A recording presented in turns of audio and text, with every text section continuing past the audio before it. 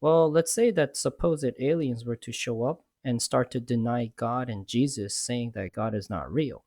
Should we believe them? Well, the answer is no. No, we shouldn't.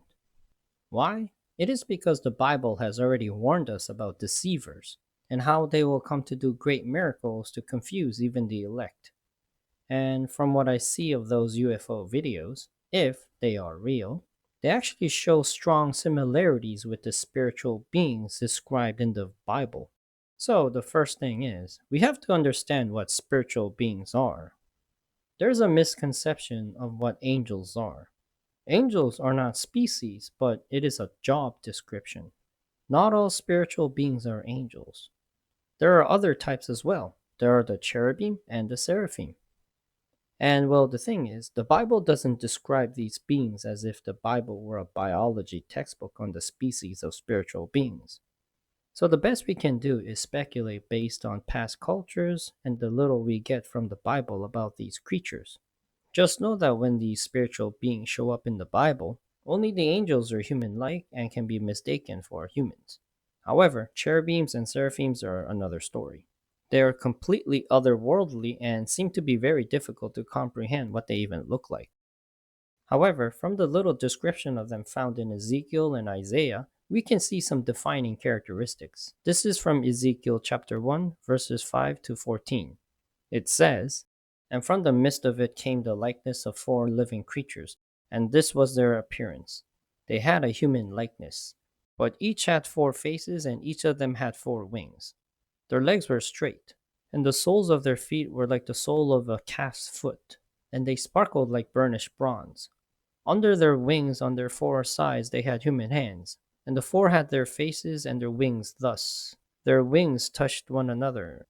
Each one of them went straight forward, without turning as they went. As for the likeness of their faces, each had a human face. The four had a face of a lion on the right side, the four had the face of an ox on the left side, and the four had the face of an eagle. Such were their faces, and their wings were spread out above. Each creature had two wings, each of which touched the wing of another, while two covered their bodies. And each went straight forward. Wherever the spirits would go, they went, without turning as they went. As for the likeness of the living creatures, their appearance was like burning coals of fire, like the appearance of torches moving to and fro among the living creatures.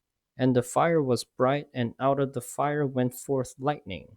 And the living creatures darted to and fro, like the appearance of a flash of lightning. So these were cherubim that Ezekiel was describing. Notice how the living creatures do not turn as they move and change the direction of their movements.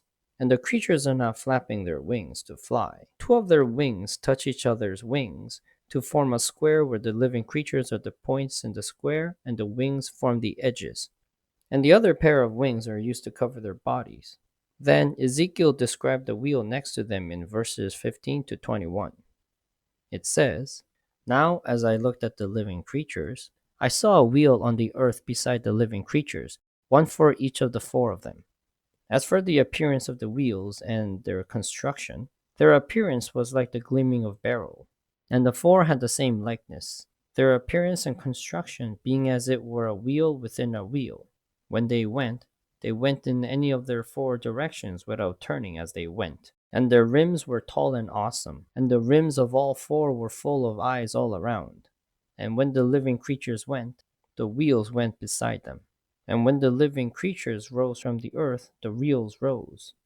Wherever the spirit wanted to go, they went, and the wheels rose along with them. For the spirit of the living creatures was in the wheels. When those went, these went, and when those stood, these stood.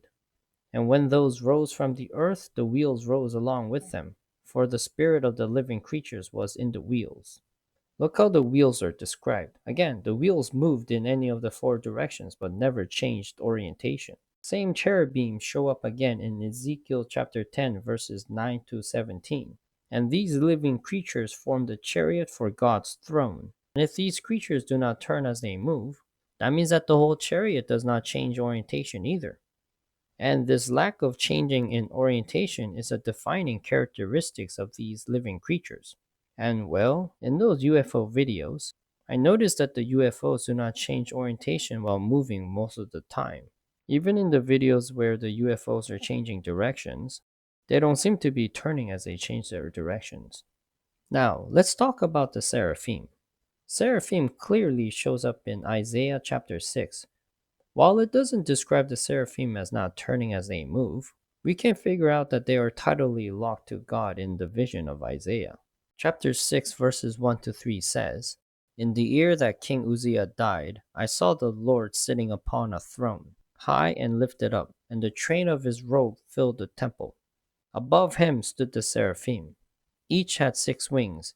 With 2 he covered his face, and with 2 he covered his feet, and with 2 he flew. And one called to another and said, Holy, holy, holy is the Lord of hosts. The whole earth is full of his glory." Who were they covering their faces and feet from? It was not from Isaiah. It was from God in reverence for God. God's presence is so holy that not even the seraphim can look at God's full glory. Covering the feet is significant too because it symbolizes humility in front of God. It is considered the dirtiest part since it touches the dirt and gets dirty. The feet also symbolizes the direction one is to go. Thus, covering the feet means to forego one's own will and align with God's will. Also, the seraphim are in continual worship of God. Therefore, even as one of them approached Isaiah, it would have still faced God and worshipped him. And thus, I would think that cherubim and seraphim have similar motions. So, why does this matter? It is because Satan was a seraphim. In the rebellion, some of the other seraphim rebelled as well.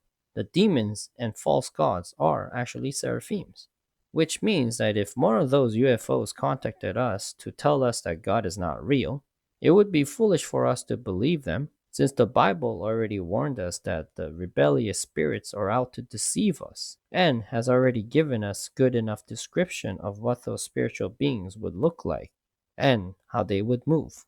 And when it comes to the physical description of what the spiritual beings would look like, I heard that some of the released documents say that the aliens are reptilian. Well, the word seraphim literally means the burning ones, but it also means snakes. And Hebrew is a very poetic language where word choices are very significant. So it is not nothing that in the garden Satan was called a snake. And seeing as how Satan was cursed to crawl around on his belly after the fall, it probably wasn't a real snake because Satan didn't crawl around before that. So if a reptilian creature came to say that God does not exist, we would have to realize that it isn't the first time that a serpent came to try to deceive humans about God. And it won't be the last, since in Revelation, Satan is again described symbolically to be a serpent. I will end the video with this. I do feel like this whole UFO business will amount to nothing. But just remember, the Bible already told us a liar is on its way. The Bible also gave us a good description of the liar as well. Now, I would concede it would be a problem if religious leaders started to make up descriptions of the liar after the liar made contact, because that would just mean that the religious leaders were trying to patch up damages. However, the descriptions were available to us from thousands of years ago. Therefore, even if this whole alien business turns out not to be nothing, just remember that we have valid reasons to be extremely skeptical and side with the Bible. Thank you for watching this video. If you liked it, please subscribe and hit that like button. Bye bye.